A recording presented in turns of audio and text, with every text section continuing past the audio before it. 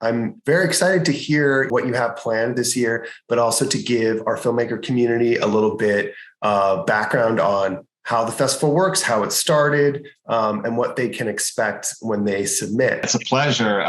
Very happy to be here and speaking with you and representing our film festival. 10 years this year. So.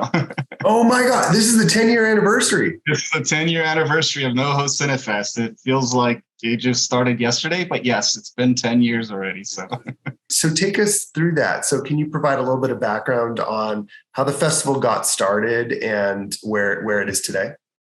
Yeah, actually, I'm a filmmaker myself. And back in 2013, I had produced a few short films, been involved with some other productions, and I started getting to know the film festival world, attended a few festivals, and I saw many times a pretty big difference in experiences depending on which festival I went.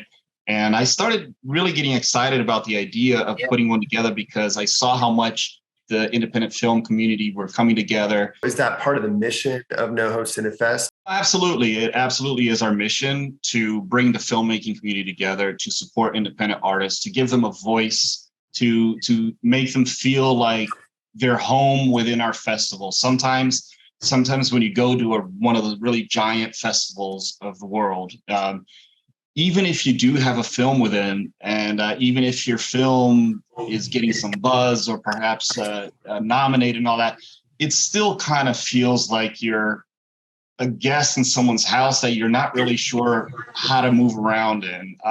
But what we do try to create is an environment where the filmmakers feel confident about being a part of our event, like to feel home with it, that they don't have to be shy about asking how things work.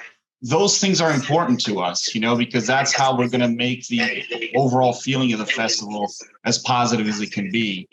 As Slated is the sponsor of NoHo Cinefest, and we had the opportunity to go last year, I can share with everyone, it is just a blast. I mean, the opening night party was so much fun. Everybody was so engaged, and the screenings themselves were amazing. Oh, that's great. We're extremely proud to have Slated with us. I always joke to saying, like, look, I do a lot of work beforehand because when I'm at the festival, I want to have fun too.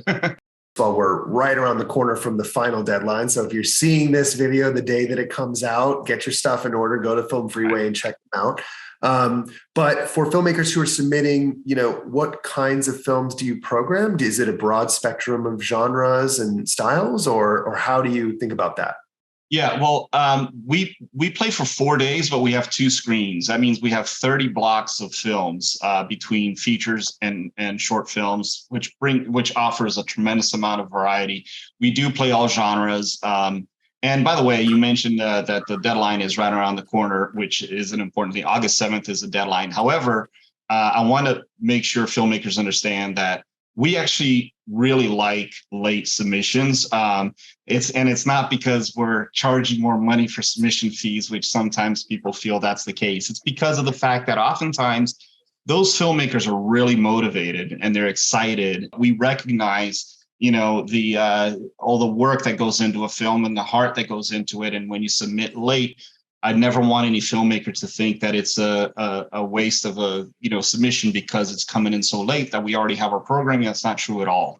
We always try to balance things out, and diversity in the story types and the backgrounds of filmmakers and participants, and even from other countries. We have people every year fly in from other parts of the world. Slated happened to have a film at the festival last year, which was Balloon Animal, and it won a number of awards. Can you share any other examples of films over the past 10 years that you've programmed that you're especially proud of, or that just come to mind? Yeah, I mean, there's a lot of them. There's one that's comes to mind very obviously too, because of a similar situation in the sense that it had not an overnight success, but a pretty fast rise. And it was a film that it was a documentary feature, which is rare to see it get like so much hype, but it was called Forever Bee at the time. And so I saw the film, after I had already gotten really good scores. And I was like, wow, this is incredible. So I talked to the filmmaker and said, listen, documentaries sometimes can be a little tricky to get like an audience, but your film is tremendous. I'm going to do everything we can. They go, no, you know what? This is an LA premiere for us. We're going to pack the house. I'm like, okay, if you're good with that, then, we're going to give you a nice spot and whatever, because this film needs to be seen by as many people as possible. Anyway, they were tremendous. They ended up winning our Best Picture award, which for a documentary is also rare to see. And we weren't the first. We weren't the first or the last. They ended up winning all kinds of awards. The point is that a few months after this, they got a distribution deal. The distributor changed the name of the film, put it on Netflix, and the film was called Abducted in Plain Sight. Birchtold said, I want to take Jan out horseback riding. When she didn't come home, I was a little nervous. It was a nationwide search. You're laying a trap for me. I'll kill you. His number one goal was to seduce Jan Broberg. And if he had to destroy the family, he would do it.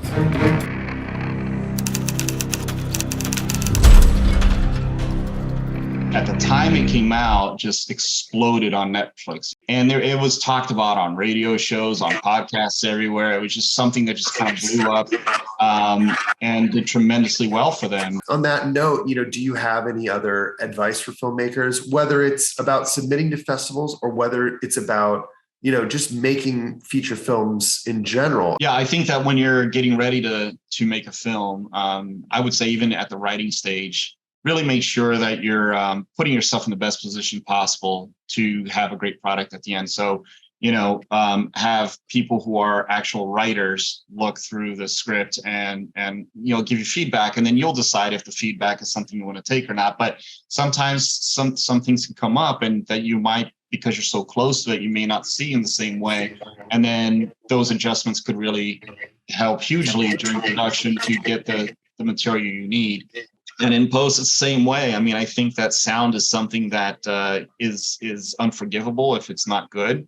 Whereas if the lighting wasn't 100% perfect on this scene or that scene, that's more forgivable, especially in indie film. And then for festivals, I would say just make sure you have the best presentation possible. Absolutely write a cover letter, right? It could be a 2-sentence note. It's fine.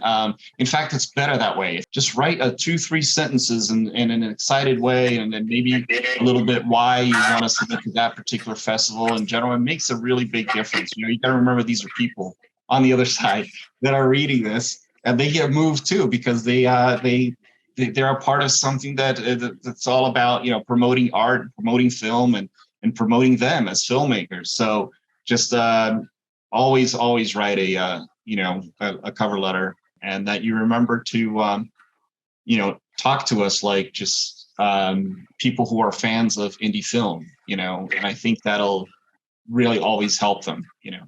All good pieces of advice. Well, I will see you at the theater. I'll see you at the party beforehand, and we'll see you at the theater at the screenings.